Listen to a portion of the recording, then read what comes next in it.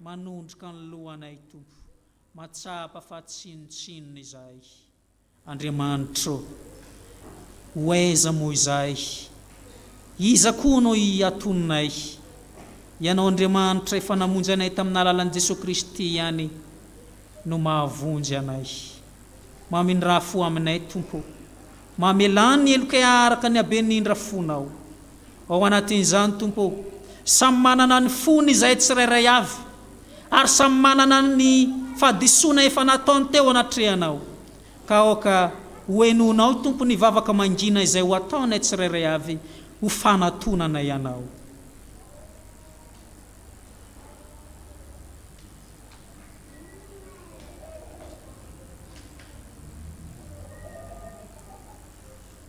Misaotra Andriamanitra Tomponay io, matoky amin'ny finoanay izay fa miaino anay tokoa ianao. Amin'ny anaran'i Jesosy Kristy Tomponay, anaovanay izany vavaka izany. Amen.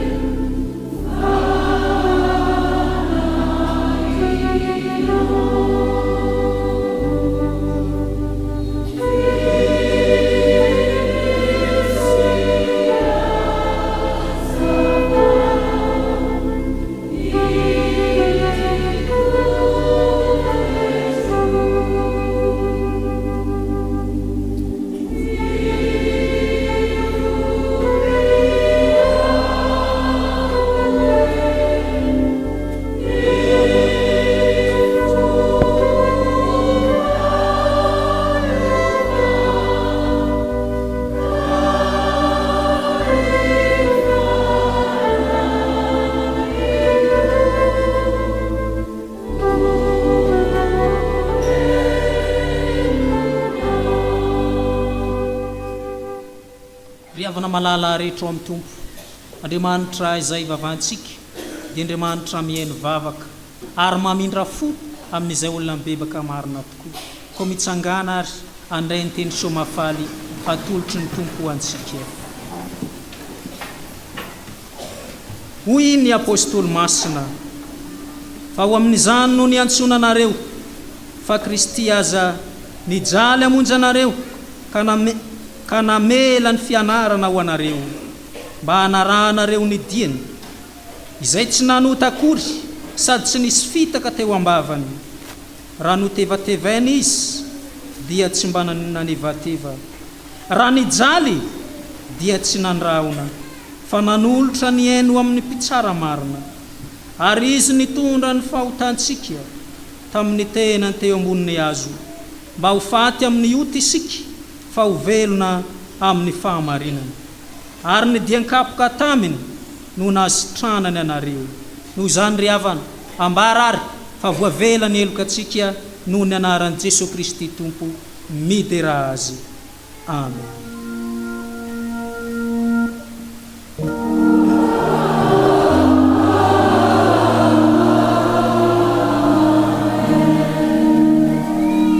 Voninahitra ny amin'ny avo indrindra ho an'Andriamanitra.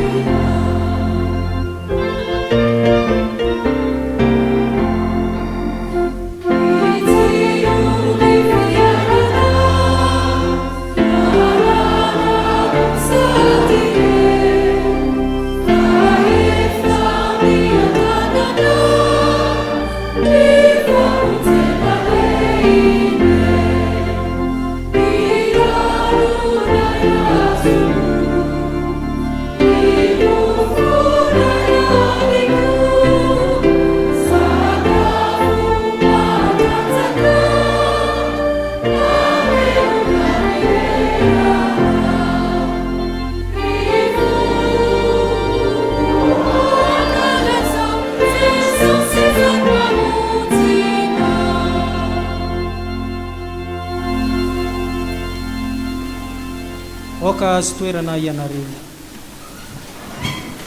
Zao dia isika iroso avatrany amin'ny fankalazana ny tenin'Andriamanitra ka mangataka feonkira amin'ny mpiteny zava-maneno hiakaran'ny mpamaky ny soratra masina amin'ny fandimby.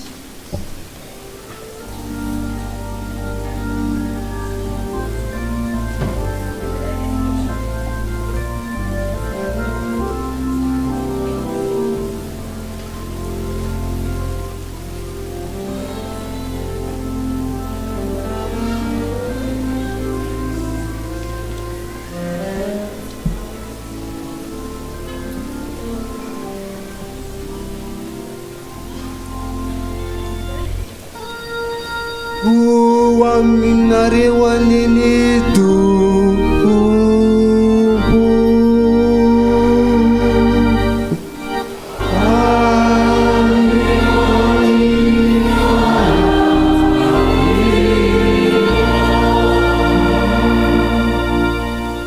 Tonga eo amin'ny pejy ho an'ny soratra masina isika. Izany dia araka izay hitantsika ao amin'ny Genesis toko 7:20. Genesis toko 7:20 resintsika manoko amin'ny andininy 7 hatramin'ny andininy 15. Genesis toko 7:20 resintsika manoko amin'ny andininy 7 ka hatramin'ny andininy 15. Vaky toy izao izany amin'ny anaran'i Jesosy. Ary hoy izy telo-lahy tamin'ny Abrahama, aiza Saraha vadinao? Ary hoy kosa izy, indro aho andeha izy. Ary hoy izy, heverina aminao toko aho raha avy ny taona toy izao. Ary indro hanana zazalahy Saraha vadinao. Ary Saraha nandre izany tao ambaravaran'ny lay, izay teo von'ny lay niteny. Ary Abrahama sy Saraha dia samy efa zoky olona ka nandroso fahanterana, ary efa nitsahatra tamin'ny fotoam-behivavy Saraha.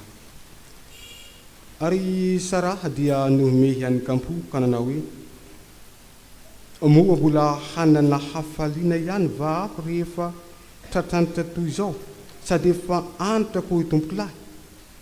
Ary hoy Jehova tamin'ny Abrahama, nahoana no nihomehy Saraha ka nanao hoe, hiteraka tokoa va aho, kanefa izao efa antitra izao. Fa moa misy zavatra mahagaga izay tsy hain'i Jehova va? Amin'ny fotoan'andro raha avy ny taona toy izao dia hiverina aminao aho. Ary Saraha hanana zazalahy, dia nanda Saraha satria natahotra izy, ka nanao hoe tsy nihomehy aho tsy akory. Fa hoy ilay niteny, tsia fa nome mihitsy ianao.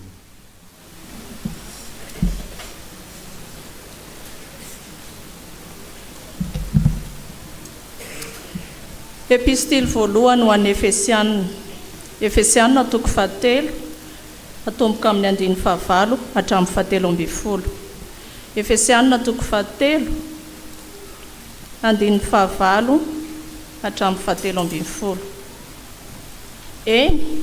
Izao izay kely noho ny kely indrindra amin'ny olona masina rehetra no nomena izao fahasoavana izao, dia ny hitory amin'ny jentilisa sy ny hareny Kristy tsy talany, ary ny ampahazava ny olona rehetra mba halalano izay fitondrana ny zava-miafina. Dia ilay voafina hatramin'ny nanaovana izao tontolo izao tao amin'Andriamanitra, izay nanao ny zavatra rehetra.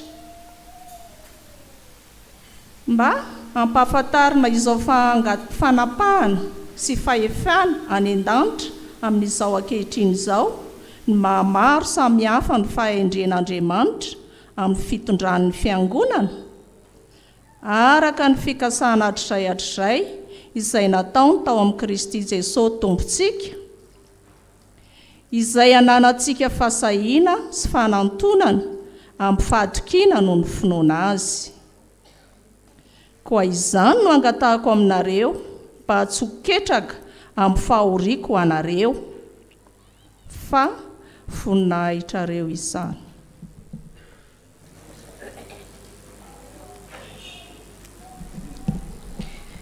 Filazantsara araka ny Marka toko 7 ny andininy 7 ka hatramin'ny 12. Marka toko 7 ny andininy 7 ka hatramin'ny 12. Rehefa hita dia ho vakitsika eo am-pitsanganana. Amin'ny anaran'ny Tompo, ary Jesosy mba ampianany niala teo ka nakany amin'ny ranomasina, ary nisy olona maro avy tany Galilea nanaraka azy. Ary nisy olona maro koa avy tany Jodia sy Jerusalema sy Edoma sy tany andafin'ny Jordana, ary tamin'ny tany manodidina ny Tiro sy Sidona nandre izay zavatra nataony dia nankeo aminy. ary izy nylaza tamin'ny mpianany mba hanisy sampykely hiandry azy no ny abetsahan'ny vahoaka fandrao mifanety aminy ireo. Fa efa nahasitrana olona maro izy ka dia nifanety taminy mba hanendry azy izay rehetra nanana aretina. Ary ny fanahy maloto raha nahita azy dia niankohaka teo anatreny ka niantso hoe, ianao no zanak'Andriamanitra. Ary nandrahara azy mafy izy, tsy ianao izay ahafantarana azy. Ray masino, manamasinana amin'ny fahamarinana, ny teninao ny fahamarinana. Amen.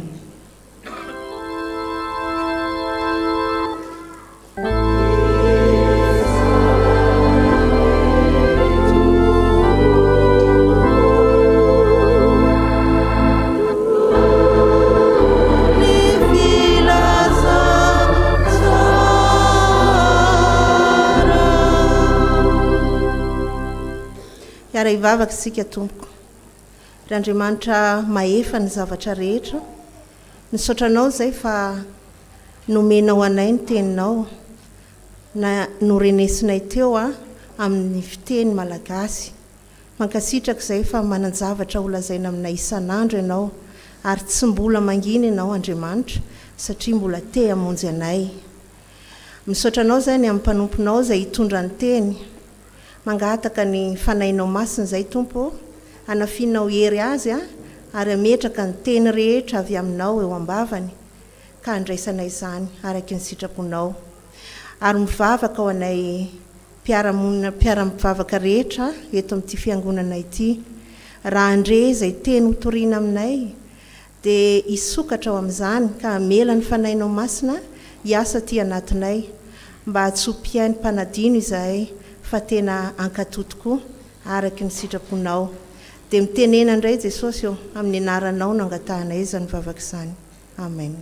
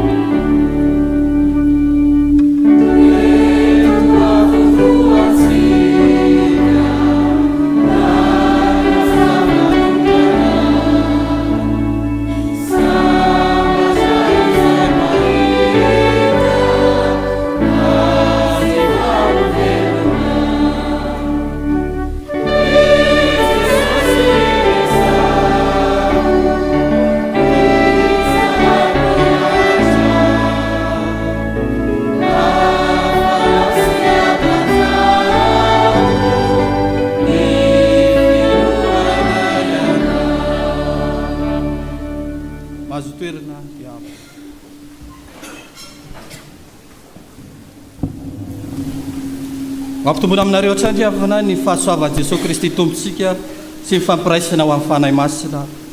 Amen.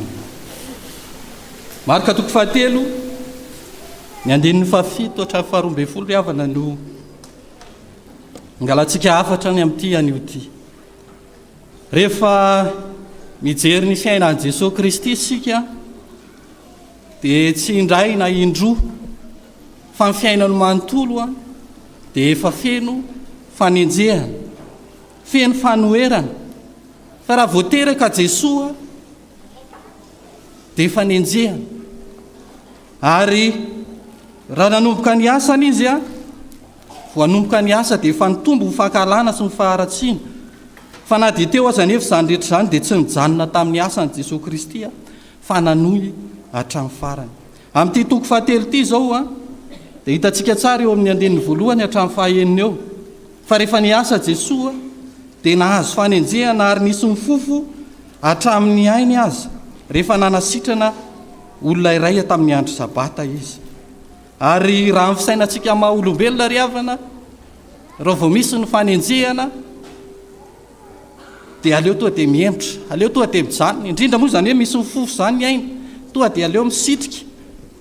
Fa Jesosy dia tsy izany nataony, fa nanohy hatrany asa izy. Ary eto amin'ity perikiopantsika ity, eo amin'ny andinin'ny fahafito ka hatramin'ny faha-12 ry havana dia ahitantsika angalantsika hafatra amin'izao hoe Jesosy Kristy rehefa miasa dia mampifanatona ny olona rehetra.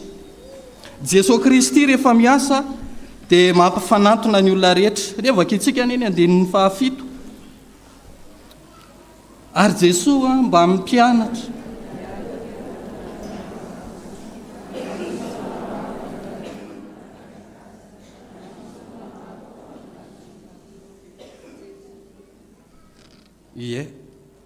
voalohany mariantsika eto izany dia hoe niala aloha Jesosy.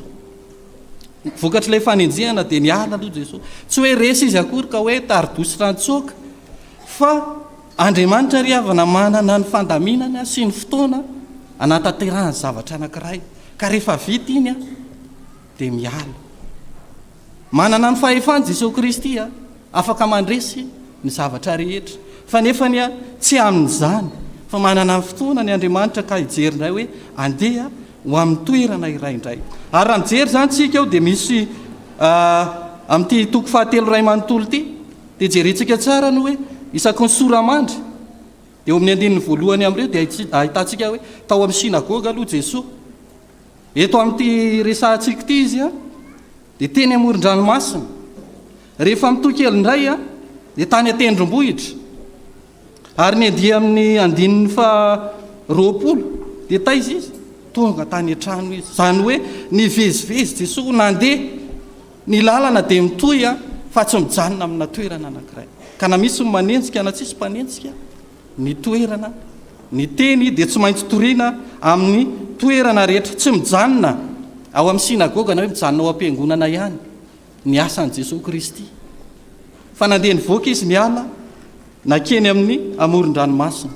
Ary misy ihany koa ry havana ny amin'ireo tanàna maro ireo, ny amin'ny Galily, Jodea, Jerosalema, Sedoma, ny any ampitan'ny Jordana, Tiro sy Sidôna. Raha manana an'ilay baiboly mangamanga reny tsika dia misy karta ao faran'ny baiboly ao. Dia mba jereo fa ny Galily dia any amin'ny faritra avaratra, ny Jodea dia ary amin'ny faritra atsimo, dia manelanelana azy eo zany Samaria. Izany ity lalazaina amin'izany avy ao anatin'ny fitanisanareo tanànareo zany dia ny hoe ny atsimo sy ny avaratra tonga manatona an Jesosy. Na dia mifanalavitra aza dia tonga ampifanatona an Jesosy daholo ny olona rehetra. Raha mijery indray tsika ny amin'ny Jerosalema sy Edoma. Jerosalema dia tanànan'ny Jiosy, ary ny Edoma Genesis toko fahaenina amby 30 ny andinin'ny fahasivy. Mba jerentsika inge Genesis toko fahaenina amby 30 ny andinin'ny fahasivy. Ireo Edomita ireo dia taranaky Esau, ary ny Jiosy taranaky izy taranaky Jakoba. Eo zany dia ahitana indray hoe olona roa fanohatra ireo, mpifahavalo fa zanaky ny mpirahalahy. Ampifanatona an Jesosy ry havana, ny olona tsy mifandray, ny olona miady. eo zany ny atsimo sy avaratra fa eo koa ny jiosy sy ny jentilisa zany re raha ny tena marimarina kokoa fa ireo edomita reo dia nanakana ny lalany zanak'Israely tamin'izy andeha ho any amin'ny tany Kanana. Hitantsika zany any amin'ny numéro toko 20 any andiny 7 ka hatramin'ny 120. Tamin'izany zany reo olo akoroa reo firenena akoroa reo dia efa mpifahavalo ary ny edomita dia tsy namela lalana andehanany zanak'Israely ho any amin'ny tany Kanana.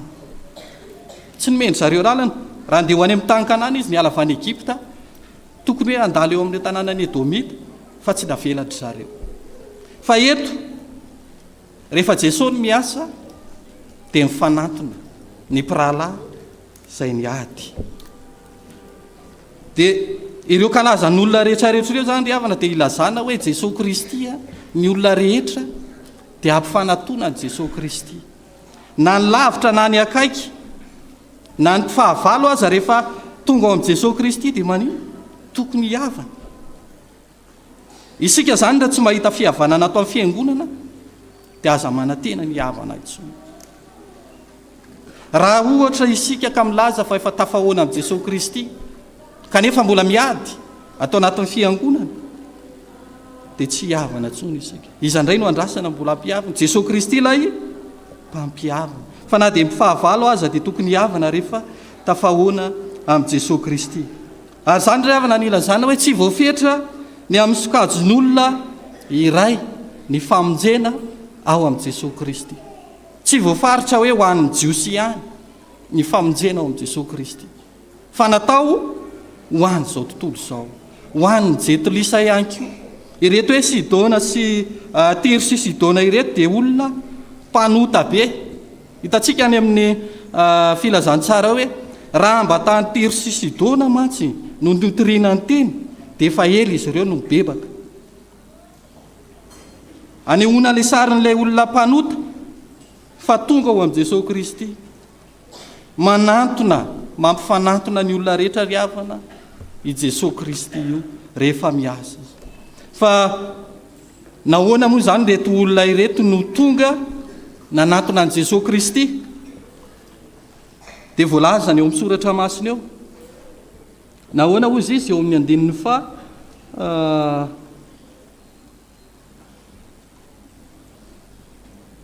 fahavalo. Manino izy ireo nanantona an' Jesosy satria nandrea izany zavatra nataony izany.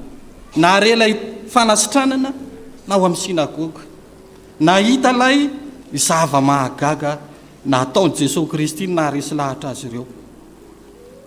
Ry havana malala ao amin'ny tompo, raha tsy tratry ny fanenjehana ireo apôstôly dia tsy niala tao Jerosalema izy ary tsy miparitaka ny filazantsara. Fa rehefa nenjehina tao Jerosalema ny mpitory filazantsara dia lasa nitady lalana ny sokatra ny filazantsara.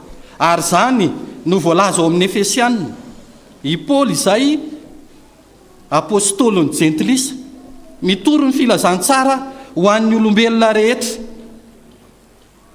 Tonga malalaka ny filazantsara arakaraka ny anenjehana ny filazantsara ry havana no mampalalaka azy.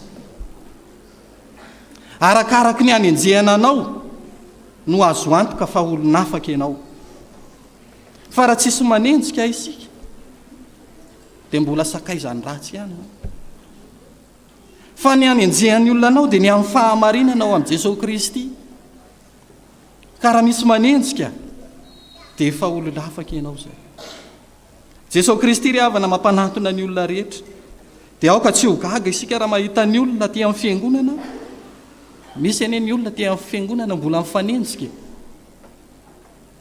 mbola misy mifampialona ka na tsara atao misy manenjika, na ratsy atao vao may moa misy manenjika. Ny fiangonana no antsoina ijoro vavolombelona ny amin'ny Jesosy Kristy, fa ny fiangonana dia fanangonana ny olona vao antso ho ao amin'ny Jesosy Kristy. Fiantsona ny olona izay vao antso niala tany amin'ny maizina ho amin'ny fahazavana. Isika rehetra izao no nantsona tany amin'ny vazatany rehetra tany anatona an' Jesosy Kristy mba ho tonga iray. Dia aza atao mahagaga ry havana fa ny ampiombona sy ampifanatona antsika no tena ahatongavantsika ty am-piangonana, mba hahatonga antsika ho iray ato amin'i Jesosy Kristy. Tsy misy intsony na grika na andevo na tsy andevo na lahy na vavy fa iray ihany ianareo rehetra ao amin'ny Kristy Jesosy. Tsy misy fahavalo.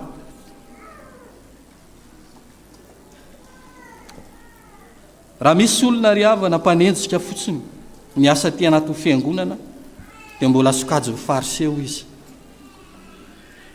Voalaza eo amin'ny andininy voalohany ka hatramin'ny fahatelo eo zany.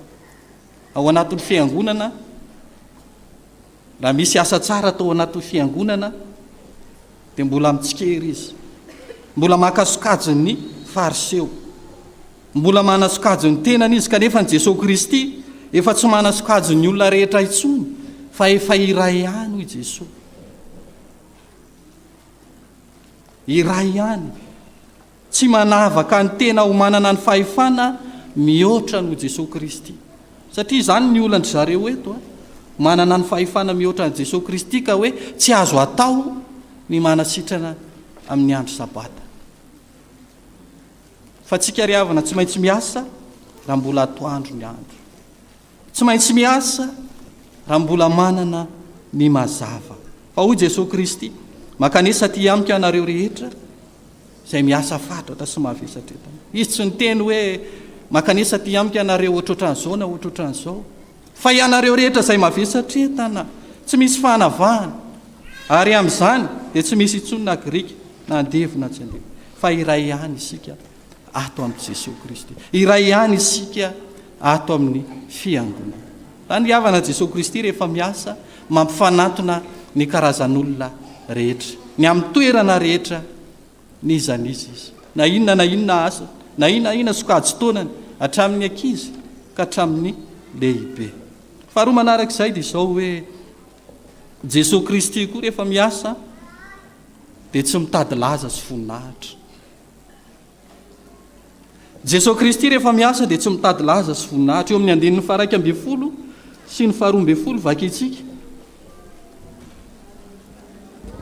Ary ny fanahy maloto raha nahita azy dia niakohoka teo anatrehany ka niantso hoe ianao ny zanak'Andriamanitra, ary nandrara azy mafy izy tsy hanao izay ahafantarana azy. Rehefa nahita an' Jesosy zany ny fanahy maloto dia niakohoka ka niantso hoe ianao ny zanak'Andriamanitra. Ilay zanak'Andriamanitra eto dia ny hoe ianao no Mesia, satria nahay mahavita fahagagana mihoatra ny olona rehetra. Dia marina tokoa ny filazany, ary fantany marina tokoa ny maha-izy azy an' Jesosy Kristy hoe ity ilay Mesia. Ary Jesosy Kristy aza raha mbola tsy niasa azy fa vao vita batisa Jesosy dia efa nalainy devoly fanahy. Teo amin'ny batisa Jesosy Matteo 7:17. Rehefa natao batisa Jesosy dia nilaza nisy feo avy any ambony hoe ity ny zanako izay sitrako. Nisy fanambarana lehibe zany hoe Andriamanitra mihitsy no miteny hoe ity dia zanako. Avy eo no entiny fanahy tany efitra Jesosy. Dia nanomboka teo amin'izay Jesosy, hoy izy ny devoly hoe raha zanak'Andriamanitra marina tokoa ary ianao dia ataovy izao. Dia avy eo izy milaza soratra masina, fa voasoratra hoe zao. Raha izany dia ny devoly dia tsy mipetrapetraka foana, fa anozongozina mihitsy izay maha-Mesia an' Jesosy izay. Marina ny filazany fa tena Mesia tokoa io, fa saingy izao tsy amin'ny finoana ny nilazany hoe zanak'Andriamanitra io. Fahalalana fotsiny ihany, fahalalana ara-panahy. Ny devoly dia anjely avy tany an-danitra, nidina tetỳ tany, mahalala tsara ny amin'ny Jesosy Kristy.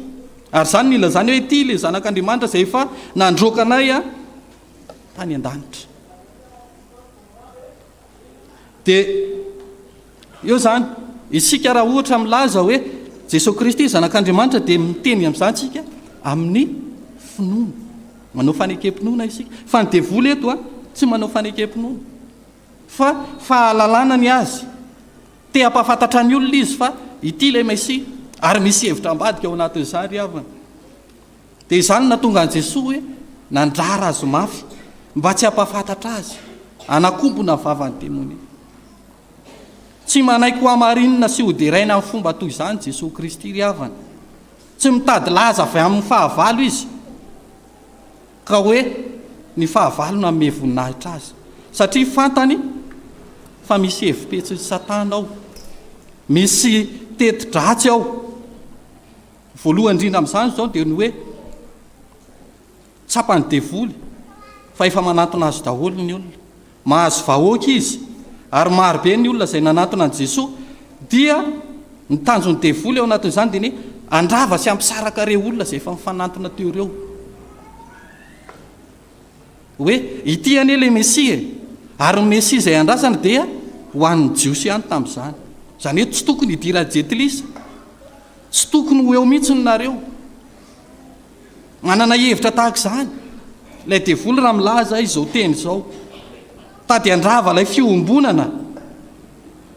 Ary raha mijeritsika ny amin'ny teny fotra ry havana ny amin'ny hoe diable hoe devoly dia misy hoe diabolos. Ny dia dia ny hoe manasaraka à travers. Ny bolo dia manilika. Izany hoe raha misy olona roa eo dia rehefa miasa ny devoly dia ataony izay hampisaraka an'ireo olona ireo. Ary tsy misaraka fotsiny fa tena ahilika mihitsy. Izany hoe fanohatra amin'ilay tanjon'i Jesosy Kristy izay voalaza ty aloha teo hoe mampifanantona ny olona rehetra. Izany ny tetiky ny devoly eo.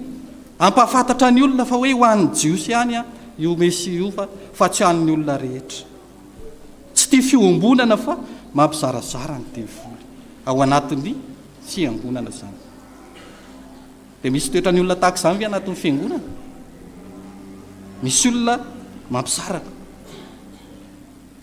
Misy olona tsy tia fiombonana mihitsy ao anatin'ny fiangonana ao ry havana.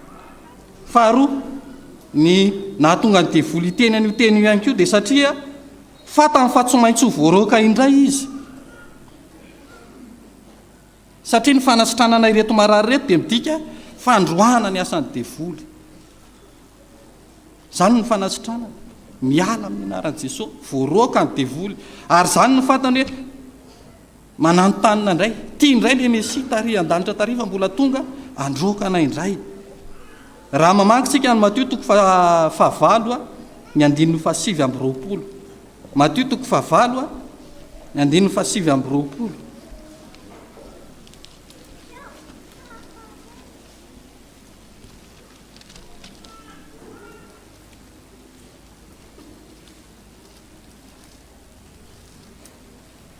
Ahoana ny voasoratra eo?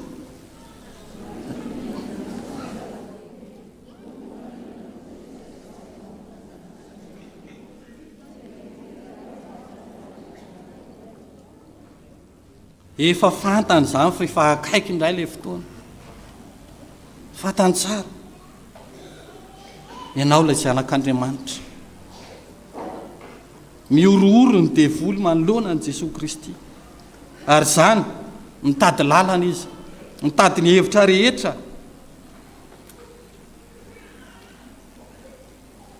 Mitady marimaritra iraisana. Kanefa tsy amin'izany ny an'i Jesosy Kristy ry havana. Tsy amin'izany ny amin'i Jesosy Kristy. Eto izao raha mitohy amin'ilay Matio 9 teo tsika dia tady fampirarahana ny devoly dia nalefa tany amin'ny andihana kisoa. Miorooro ny devoly matahotra. Ary ny natonga ny devoly farany ny teny an'io teny io dia izao ny hoe andrava ny planin'Andriamanitra ny amin'ny lalam-pamonjena makany amin'ny hazo fijaliana. Andrava ny planin'Andriamanitra na ny lalam-pamonjena izay makany amin'ny hazo fijaliana. Ireto olona reto dia voalaza ny amin'ny hoe nahatonga azy nanantona ny Jesosy dia ny amin'ny fahagagana izay natao. Dia ny amin'ny fanasitranana sy ny zava-mahagaga izay nataon'i Jesosy dia avy izany Satana nanambara hoe io anie ilay Mesia izay nandrasanareo e. Ary ny jiosy tamin'izany dia nahandry ny Mesia anafaka azy ireo eo amin'ny gejany romanina. Ka raha fantatry ny retolo reto zany fa tena hoe amadika ny resaka ara-politika ny devoly hoe io le mpanavitra anareo io. Ary raha tafalatsaka ao an-tsainy reto vahoaka marobe zany dia ahoana tsy avelan'ny vahoaka omboana amin'ny azo fijaliana Jesosy Kristy, satria io ny mpanavitra anay, io ny manafaka anay, io ny efa nantenanay. Misy hevitra ambadika tahaka izany itao manodevoly. Ary hitantsika tsara eto amin'ny firenena izay manana ny vahoaka no manana ny fitondrana. Dia tahaka izany ny tediavan'ny devoly hoe hitarika vahoaka ve Jesosy Kristy dia tsy ho faty ary tsy ho tonga amin'ny azo fijaliana. Andrava ilay planin'Andriamanitra ny devoly. Fa ny fotoana sy ny fomba hanambarana ny voninahitr'Andriamanitra ry havana dia efa voatendrin'Andriamanitra amin'ny fotoanany rehetra. Na inona zany ataon'ny devoly eo, Andriamanitra efa manana ny fotoanany hanendrena ny zavatra rehetra. Raha mijery ny Genesis 12 sika andinin'ny 10 dia milaza ao manao hoe amin'ny fotoana tahaka izao izy dia iveriny eto efa ela be ny teny fikasana nomen'Andriamanitra ny Abrahama sy Sara, fa rehefa tena tonga amin'ny fotoana ny onan'Andriamanitra tamindray dia tena nomeny amin'izay fotoana hoe amin'izao fotoana izao amin'ny herintaona tahaka izao dia iveriny eto ary anana zazalahy ianareo. Manana ny fotoana voatendry ny Andriamanitra amin'ny zavatra rehetra. Ary rehefa Andriamanitra ny miasa dia tsisy mahasaka. Fa moa misy zava-mahagaga izay tsy hain'i Jehovah. Tokony hanaiky izany isika ry havana. Tsy misy zava-mahagaga izay tsy hain'i Jehovah, fa n'Andriamanitra ny fahefana mahefa ny zavatra rehetra, ny Tompo Andriamantsika. Ny afatra ho antsika ry havana dia izao. Voalohany dia hoe misokatra ho an'ny olona rehetra Jesosy Kristy, mampifanantona ny mpirahalahy izay miady izy. Misokatra ho an'ny olona rehetra, tsy manavaka na iza na avy aiza ny avy aiza, na inona toe-piainany, fa mandray izay rehetra olona mila vonjy i Jesosy Kristy. Eny fa nahatrany amin'ny jentilisa aza dia voalaza hoe tonga Jesosy Kristy hitady sy hamonjy mivery eto amin'ny izao tontolo izao. Eto amin'izao tontolo izao tsy voafaritra izany havana ny hoe ny avariavaratra ihany na variatsy, fa eto amin'izao tontolo izao tiany Jesosy Kristy hiavana ny olona rehetra ho isan'ny fiangonana, ho vatan'i Kristy, maneho no maizy azy an'Andriamanitra. Ny faharoa dia ny hoe ny asa fanompoana marina dia tsy mitady laza, tsy mitady voninahitra. Isika ty anatin'ny fiangonana ry havana mpanompon'Andriamanitra isika tsy tokony hitady na hoe hikatsaka voninahitra ho an'ny tena, fa hanao ampahantsorana, hanatanteraka mpanetretena izay iraka nampanaovina antsika ho amin'ny zara fanompoana tsirairay avy. Ny asa fanompoana an'Andriamanitra ry havana tsy mila doka, fa indraindray le mandokandokanao mihitsy ny tena fahavalo amingana anao ao aloha ao. Ka raha maika ny andray laza sy voninahitra fotsiny isika dia ho ratsy ny fiafarana. Fa ny tena voninahitra dia ao amin'ny fankatoavana an'Andriamanitra irery ihany. Ao amin'ny fankatoavana an'Andriamanitra irery ihany no ahitantsika voninahitra, fa tsy amin'ny olombelona. Ary Jesosy Kristy ry havana no modely ho antsika ao anatin'izany. Ny fahatelo farany dia ny hoe ekena, ary mila ekena ny fandaminan'Andriamanitra ny amin'ny fotoana rehetra. Aza mety ho ampiasain'ny devoly ho fitaovana fampitsaratsarana atao anatin'ny fiangonana na ny nivon'ny fiarahamonina, fa itsika dia fiangonan'i Jesosy Kristy, vavolombelon'i Kristy amin'ny zavatra rehetra. Famaranana ry havana, ny marika 7 ny amin'ny 7 hatramin'ny 12 dia ahitantsika mazava fa Jesosy Kristy dia izy tokoa ilay Mesia, izy tokoa ilay mesia miasa ho an'ny olona rehetra, manintona ny olona rehetra, mamalo ny filan'ny olona rehetra ary manana fahefana ka mahefa ny zavatra rehetra. Ny tanjon'i Jesosy Kristy dia voalaza hoe mba ho iray ihany izy rehetra. Androany aladin'ny FFKM. Logoan'ny FFKM dia ny hoe mba ho iray ihany izy rehetra. Ary ao anatin'izay ny FFKM zany dia misy ninona zany? Misy ny katolika, protestanta, luterana, ny anglikana. Itsika rehetra zao atao anatin'ny chapelle dia tena fiombonana tsy manavaka fa ny karazan'olona rehetra dia tonga ato daholo. Ary nyporofoiny zany tamin'ny asan'ny FJKM tamin'ny herinandro teo. Raha nanao hetsika sosialy ny FJKM tsy ny hoe izay FJKM ihany no miditra eto dia misy fisavana eto mitondra karta mahampandray FJKM. Zay vao misitraka fitsabonana hoe zay vao mahazo sakafo. Fa ho an'ny olona rehetra ary zany no tokony ataon'ny fiangonana mampanantona ny olona rehetra. Tsisy fijahatavan'olona hoe tsy miditra nareo fa malotoloto. Tsisy fanilianao, tsisy fampisarasarahanao, fa firaisam-pinoana. Dia izay mino an' Jesosy Kristy ihany no miombona fa tsy izay rehetra milaza ho mahay soratra masina ka milaza hoe ianao no Mesia. Fa izay rehetra mino ny finoana ny iombonany fa tsy ny fahaizana soratra masina ka ilazana fa hoe io Jesosy io tokoa no Mesia. Mila fanekempinoana dia tandremo zany ry havana. Dia engana isika mba samy ho tanteraka amin'ny asa tsara rehetra ao amin'ny Tompo dia tsy miasa ho hita, tsy miasa ho hitan'ny olona fa Jesosy no asandratra ho amin'ny avo indrindra. Fa izy tsy maintsy mitombo fa izao tsy maintsy miaina. Voninahitra ho an'Andriamanitra rery ihany ry havana ho amintsika rehetra kosa ny teniny.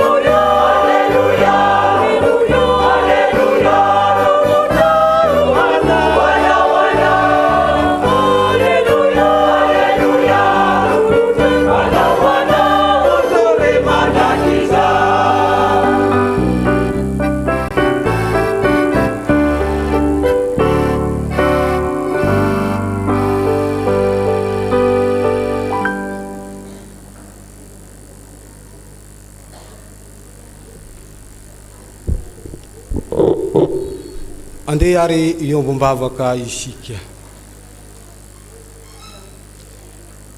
Ry Andriamanitra izay mahefa ny zavatra rehetra. Fifaliana ho anay vahoakanao tokoa ireo lalam-pamonjena sy fitiavana izay asehonao tsy ankinafina eo amin'ny fiainanay zanak'olombelona. Andriamanitra fitiavana ianao. Ilay Jesosy Kristy miasa ka mampifanatona ny olona rehetra. Jesosy Kristy miasa ianao ary miasa ampanetentena tsy mitady laza sy voninahitra. Indreto ary izay ankehitriny Tompo faly tokoa ny amin'ny fampianaranao anay. Tsapanay fa izany rehetra izany dia lalam-pamonjenao avokoa izay ikatsahanao fanasoavana famonjena anay zanak'olombelona indrindra ny olom-boafidinao izay manatona anao isanandro sy manaiky ny fahefanao. Andriamanitra Tomponay io, tario re izay mba anaraka ny fampianaranao, tsy mba hitady laza sy voninahitra, tsy mba ho tia mitsitokotoko, fa hahay hiray fosaina fanay indrindra ny amin'ny fifampandrosoana, ny amin'ny hampandrosoana ihany koa ny ambianden'ny filazantsaranao. Ankehitriny ary Tompo dia mivavaka zahay ho amin'ity alahady ny fefikaema ity. Ataovy ho mahay miombona tokoa, ho tena iray ao aminao izay fiangonanao. Hampandroso tanteraka ny ambianden'ny filazantsaranao. Tsy mba hitazony ny maizy azy ny tsirairay avy, fa hahay hiombona araka ny fampiombonanao Kristy anay ho iray tokoa. Andriamanitra Tomponay io, mivavaka zay ankehitriny ho an'ny reto vahoakanao amin'ity vavaka fangatahana ity. Anao le Jesosy Kristy miasane no angatahanay hiasa amin'ny reto vahoakanao reto. Misy amin'izy reto Tompo ny marary. Anao ane no angatahanay haneo ny fahefanao, hanome hery-tanjaka fahasalamana ho azy tsirairay avy, na aretina ara-nofo izany, ny ara-tsaina, ara-panahy. Vonjeo Tompo, afao amin'ny aretina izay mangeja sy mamatopatotra azy. Misy amin'izy reto Tompo ny manana olana. Anao ane no angatahanay hanafaka azy amin'ny olana izay mandrendrika azy, ny tamin'ny taona lasa arany mbola tsy afaka, ary mbola misosoko sy tsindrian'ny olana vaovao indray. Hankany amin'iza moa izy re Tompo raha tsy aminao rery ihany. Afao re Tompo ka mba omeo fiainam-baovao aminao tokoa, aezany miaina ampahafinaretana ambany fahasoavanao. Eo Tompo ny idonam-pahoriana. Andriamanitra Tomponay io, ilay mahefa zavatra rehetra tokoa ianao, irinay hanasitrana ny fery ka mba hanomeo azy ireo fanantenana vaovao ao aminao. Jereo Tompo ny fiainan'ny tsirairay avy reto, mba samby hanampiadanam-po ao aminao tokoa. Tsy miafina aminao Tompo ny mpanomponao izay nanao rakim-pisaorana aminao, nangataka vavaka izy ny amin'ny ady izay nataony fanandresy.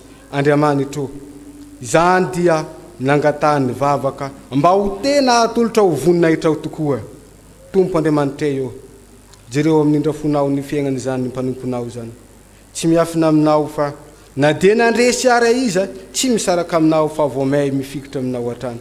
Jereo hatrany ny fiainany manontolo, ny fianakaviany ny ankohonany, ka ataovy mandresy hatrany amin'ny ady rehetra izay ataony. Mivavaka ihany koa zay Tompo ho an'ny zanany izay hanao fifaninanana.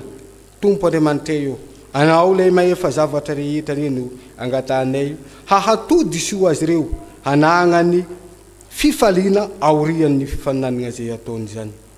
Ity fiangonanao ity ihany koa Tompo dia ampahirizo hatrany, ary tario mba handroso sy roborobo hatrany ny amin'ny asa sy ny ezaka rehetra ataony, ny finoana sy ny fifankatiavana ka ho tena taratra sy modely tokoa tsy adioneny mivavaka ho an'ny mpanomponao Mikaela Rakotozafy Tompo Andriamanitra io anao zay efa nifidy azy tao anatin'ny maro no angatany hanome heri-tanjaka fahasalamana hatrany ny amin'ny fiainany sy ny ankonany rehetra ahafahany hamita reo azakazaka masina maro samihafa zay efa napetraka ao aminy maro Tompo ny zavatra teny angatany nefa tsy voatony vavanay anao Andriamanitra zay maefa ny zavatra rehetrany no angatany homba analokaloka ny fiainany reto vahoakanao matoky zay efa mihainy vavakay anao ary mamaly izany araka ny ambeny fahasoavana sy ny famindramponao ny anaran'i Jesosy Kristy Tompony no anandratany izany vavaka fangatahana izany amen. Ry havana malala ny olona vovela elo ka dia say manambara ny finoany ampahabe maso ko andeha ary isika isangana ry havana iombompo isika amin'ny fanekempinoana larina fahatelo ao amin'ny litorjia manao hoe mino an'Andriamanitra tsy toa izay mpanao ny lanitra sy ny tany ary Andriamanitra fanahy Andriamanitra dia fitiavana Andriamanitra dia manjakatra amin'ny taloha indrindra ka ho mandraka izay Andriamanitra dia mampiseho ny fitiavana antsika fa fony mbola mpanota isika dia maty hamonjy antsika i Kristy mino ny Jesosy Kristy zanan'ilay tokana tompontsika tonga izy hitady sy hamonjy ny very izy ny lalana sy fahamarinana ary ny fiainana izy dia tsy miova ho maly sanio ary mandraka izay mino ny fanahy masina izy ny manambara amin'ny fanahintsika fa zanak'Andriamanitra isika manahy iray ihany nanao vabatisa antsika rehetra tena iray ny fandresena izay enti mandresy izao tontolo izao dia ny finoantsika Tompo ampitombohy ny finoanay amen. Aoka hipetraka ny fiangonana.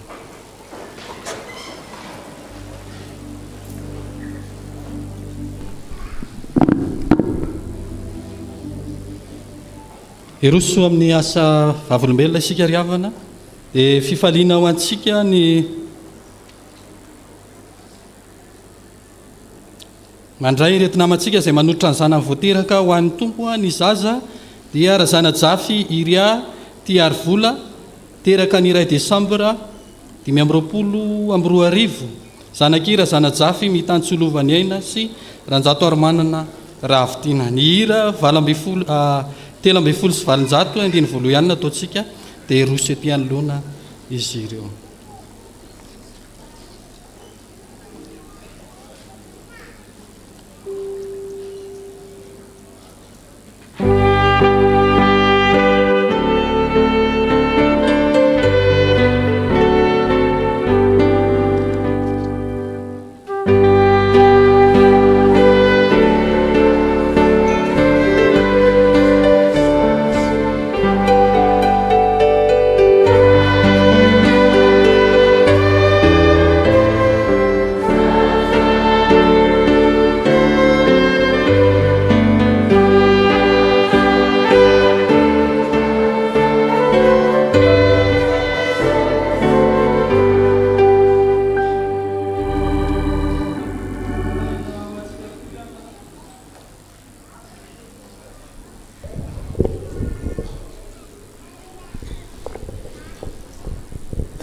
Fifaliana ho antsika tokoa ry havana ny mandray ity zaza ity izay voateraka ho an'Andriamanitra eto amin'ny tranon'Andriamanitra izay atolotry ny ray aman-dreny vokatry ny faniriana izy ireo dia hisaotra n'Andriamanitra izay tompony fahavelomana ary iny koa andray fampaherezana eto anatreha amin'ny fiangonana mba hatomombana ny fitezana izao zaza izao dia isolo tena amin'ny fiangonana izay ry havana miarabanareo amin'ny anaran'ny Tompo nomen'Andriamanitra ny fara fa hoy ny tenin'ny soratra masina manao hoe fa ianao no nampivoakay mavitany ankibo nakinina taminao hatrany am-boka aho hatrany ankibon-dreniko dia efa Andriamanitra ianao ary efa tapitra ny andro fidiovana araka ny lalàn'i Mosesy dia nitondra azy niakatra tany Jerosalema izy mba hatolotra ny Tompo koa hatolotra ho an'i Jehovah koa izy eny amin'ny andro rehetra iainany dia voatolotra ho an'i Jehovah izy dia iombona hivavaka isika raha eo ami'sotranao izay noho ny fanoloran'ray aman-dreny ity zaza ity eto anatrehanao ary makasitraka anao indrindra noho ny amin'ny famindramponao tsy miova amin'ny taranaka amin'ny fandimby araka ny fanekenao raha teo vavolombelona izany ireto ankohonana ireto ka miara-miombym-pifaliana eto anatrehan'ny fiangonana manontolo ny amin'izao fotoana izao Andriamanitra ray mpamorona anay tokoa ianao izay miara-monina aminay ny lalan'i Jesosy Kristy zanakao no nampiditra ity zaza ity hanampy isan'ny fianakaviana sy ny fiangonana koa meteza raha eo hitaindray aman-dreny Mikarakara ianao no amery zatotosa ny fikolokoloana sy ny fanabiazana rabatana ara-panahy, indrindra hapatsaka ao tokantrano izy ireo ny tenina ho Andriamanitra mbampitiavana ny fifaliana atsapandy zaza ity tokoa ny tena fitiavan'Andriamanitra miseho anatin'ndray aman-dreny. Dia toany mafy toany fanahy mazoto ndray aman-dreny mba azony manolotra ty zaza ity ho amin'ny sakramenta amin'ny batisa amin'ny fotoana mahamety azy. Tompo, tsinjovinao na mitoetra izy ireo na mandeha ny amin'ny fiainany manontolo, ianao Andriamanitra nanome fahendrena azahoana mitay zany zaza, dia avaozy isan'andro amin'ny herin'ny fiangonana mba azony mampita ny amin'ny zanaka mapara ny amin'ny fitiavana anao Andriamanitra, ka hitombo hery saina fofanahy amin'ny anaranao Jesosy Kristy angatahnay izany vavaka izany. Amen. Ankehitriny aho dia miarahaba anareo misy olo tena amin'ny fiangonana izay ary dia mirary soa anareo ary maniry indrindra ny mba hitombony saina fofanahy ary androso fity amin'Andriamanitra sy amin'ny olona rehetra, ary eo ka ianareo mahiomana ho atonga azy ho amin'ny sakramenta ny batisa ho aminareo any ny Tompo.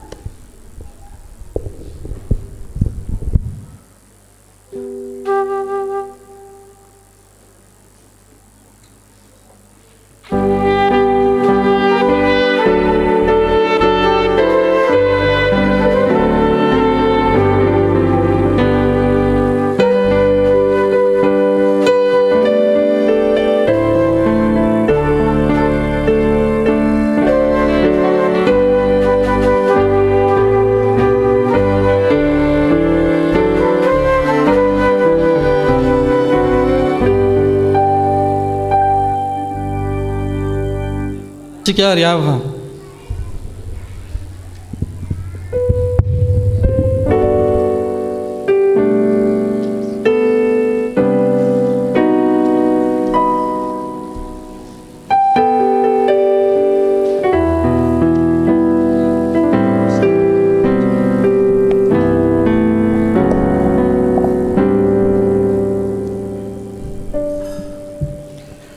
Ho aminareo rehetra ny ry havana fahasoavana sy ny fiadanana avy amin'Andriamanitra rahantsika sy Jesosy Kristy Tompo.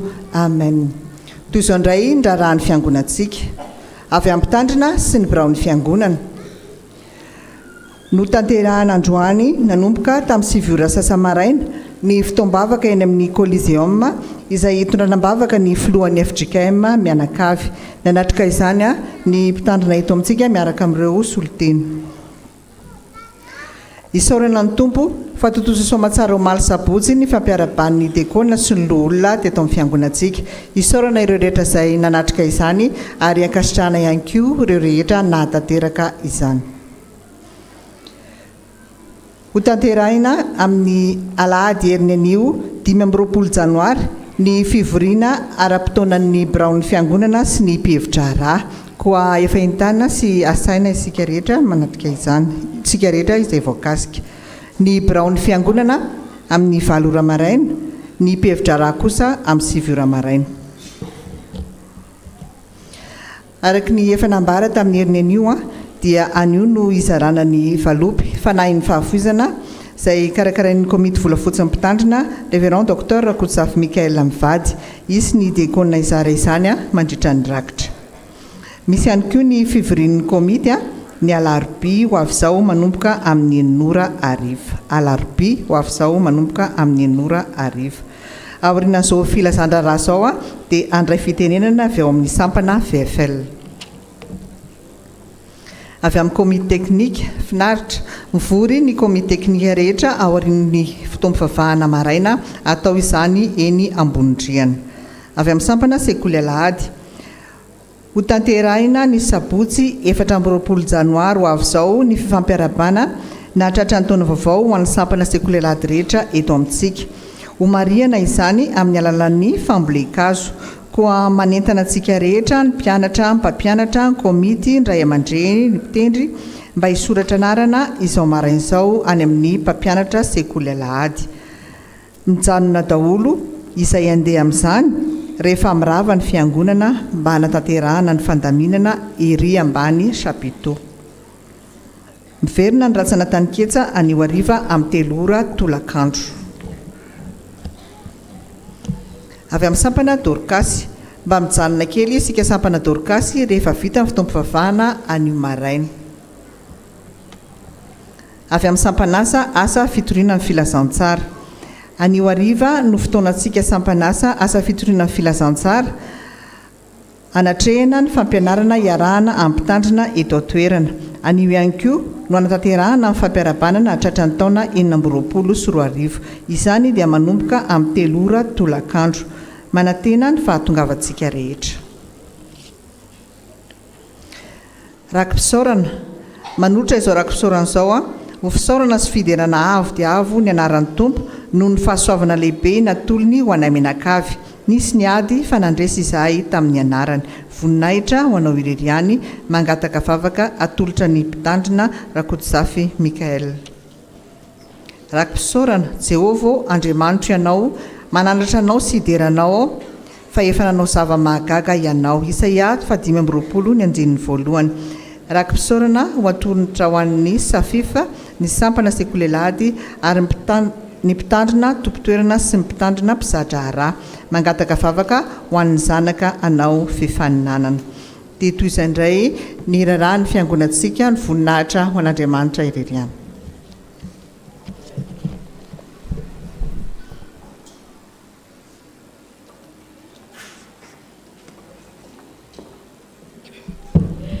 Dia mbola ho ampitomboana aminareo atranany ry havana ny fahasoavana sy ny fiadanana avy amin'Andriamanitra ray sy Jesosy Kristy tompontsika. Inona no ataonareo mihoatra noho ny sasany?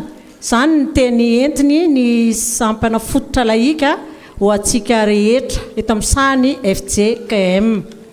Amin'ny anaran'ny sampana vondrona fototra laika eto amin'ny fiangonana izay misy antsika no andraisana fitenenana indray amin'izao maraina izao. Misy tenin'Andriamanitra izay hoentina amintsika dia arak'izay hita ao amin'ny Levitikos 7:20 dia ny 2:30 manao hoe aminaran'i Jesosy, mitsangana raha eo anatrehan'ny fotsy volo ianao ka manajany tavan'ny antom-panahy ary matahora an'Andriamanitra ao, izao no Jehovah. Ny teny izay efa diso fantatsika loatra indray arak'izay hita ao amin'ny 𝗘𝗣𝗜𝗏. Ny 𝗘𝗣𝗜𝗏 5:5 izay manao hoe manajany ny rainao sy ny reninao araka izay nandidiny Jehovah Andriamanitra ho anao mba ho maro andro ianao ary mba ahita soa any amin'ny tany izay omeny Jehovah Andriamanitra ho anao. Araka ny tetikandro ny sampana vondrona fototra laika ry havana isa-taona ny volana janoary tahaka izao dia misy ny fanomezana ny solom-body akoho ho an'ireo zoky olona manomboka amin'ny 70 taona eto amin'ny fiangonana. Dia amin'ny herin'ny androany tahaka izao no anatanterahana izany. Ny farafisoratana anarana raha ny tena sitraponay sy ny irinay dia ny androany. Manatona ny mpikambana tsirairay retsy amin'ny ilany akavia ato ireo ny sampana izay mandray ny anarana amin'ny teny ity ho an'izay ray aman-dreny isitraka izany solom-body akoho izany. Raha toa ka tsy tratra androany farafahatarany raha manana laharany finday ato amin'ny sampana izay misy ny vondrona fototra laitsika dia amin'ny laroby izao no farafahatarany andraisana izay anaran'ny zoky olona izany. Ny zoky olona izay mbola omeny tompo fahasoavana, izay nomena tompon'androm-pahavelomana, mbola afaka misaotra midera manome voninahitra an'Andriamanitra tonga teo amin'ny toerana itony dia isaorana an'Andriamanitra lehibe izany tompon'androm-pahavelomana, izany tompo-tao-pahavelomana nomena ny zoky olona izany. Manentana antsika ry havana izay ao amin'ny vondrona fototra laika dia tena misy ny taona rehetra ao aminay ao manomboka any amin'ny efa zokonjoko moa izany ny akamaroanay reto fa mbola misy mbola tanora dia mbola afaka miditra manatevin-daharana ny sampana izay misy anay izay manana faniriana, izay manana etaeta anatevina izany laharana izany. Dia makasitraka indrindra ry havana fa dia ho an'Andriamanitra irerany ny voninahitra. Amen.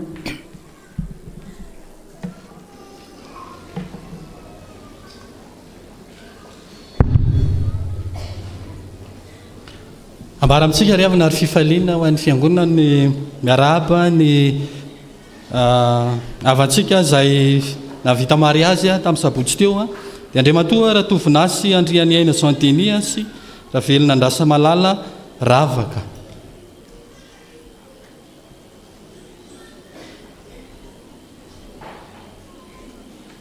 Ireto olona ireto kosa dia atao mariazy amin'ny herin'ny androany amin'ny sabotsy dia raha 𝗘𝗣𝗜𝗔𝗛𝗛 tojina tenaina lalàna sy raha Mahefa 𝗘𝗣𝗜𝗙𝗛𝗔 navalona. Tondra bavaka anareo ny fiangonana ary ao anatin'izany ihany koa ny anaovana batisa ny zanak'izy ireo dia Johnson antenaina Lois Ilanina. Dia mirahasoa anareo mba ho tanteraka soamantsara tokoa ny zavatra kasaina mahazo toerana tompo. Iroso amin'ny fanoloran-tena isika ry havana amin'ny fanatanterahantsika ny rakitra ny antoko-pira no andrasantsika anatanteraka ny anjara hirana.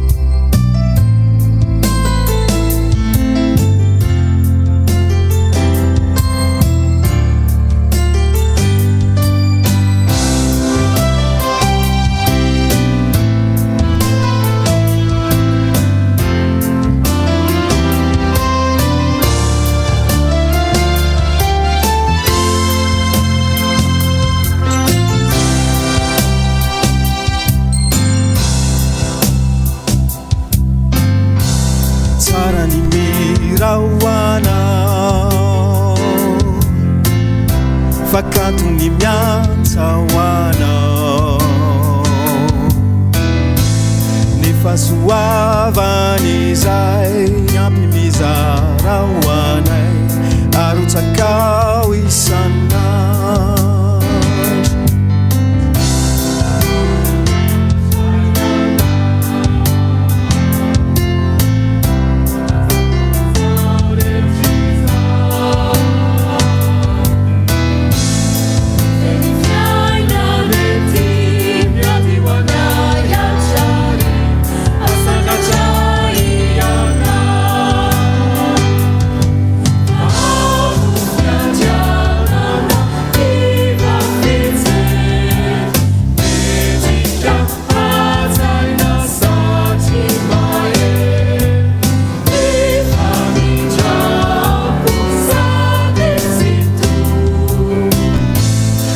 Terasilazawana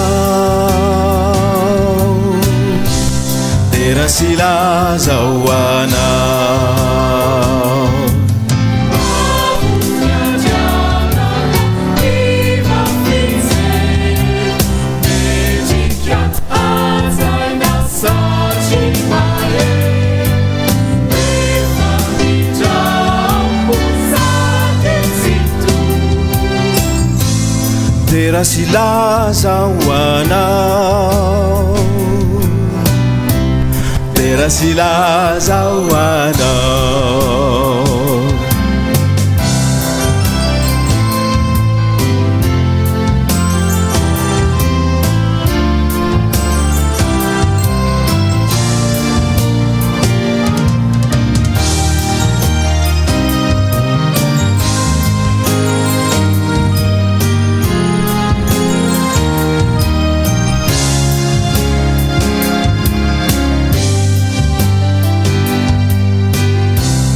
Mason'izao rehetra izao miandrandranao ka mitalao, orenao ny vavakay ka voatay niasanay manompo anao isanandro.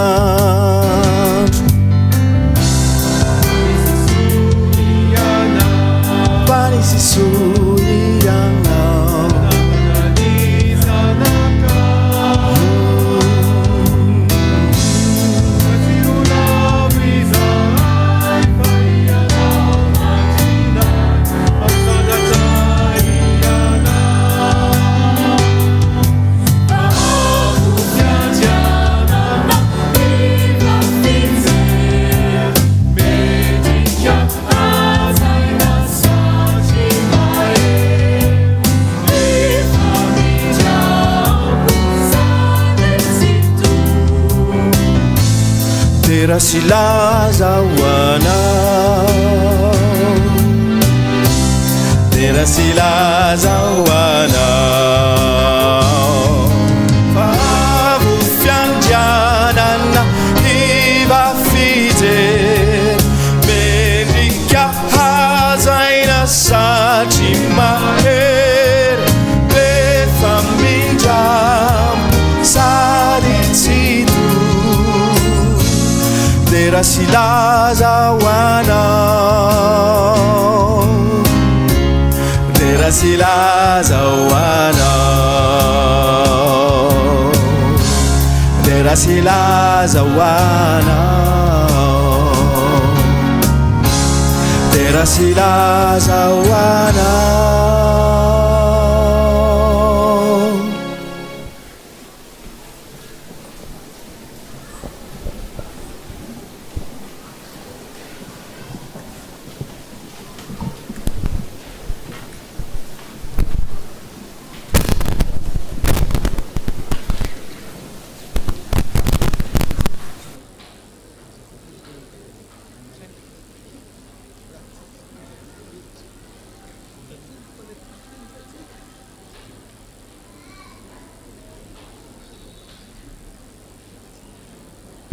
Hira fa 420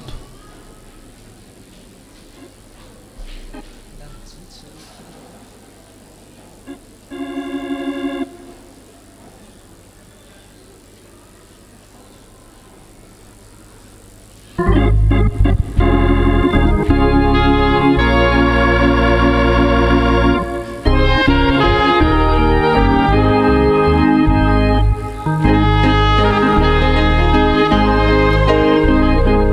you.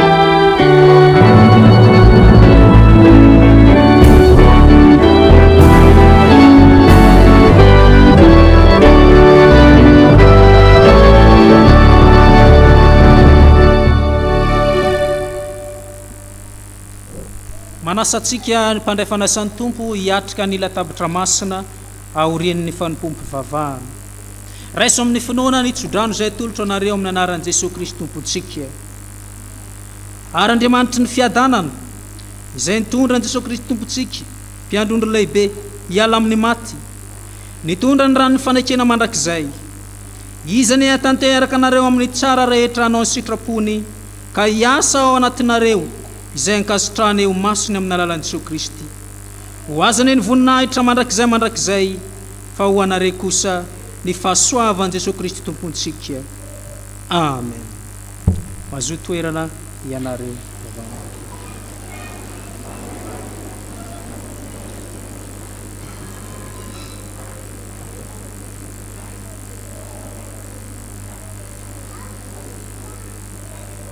Ho an'Andriamanitra irerana ny voninahitra amin'ny anaran'ny Ray sy ny Zanaka ary ny fanahy masina amen.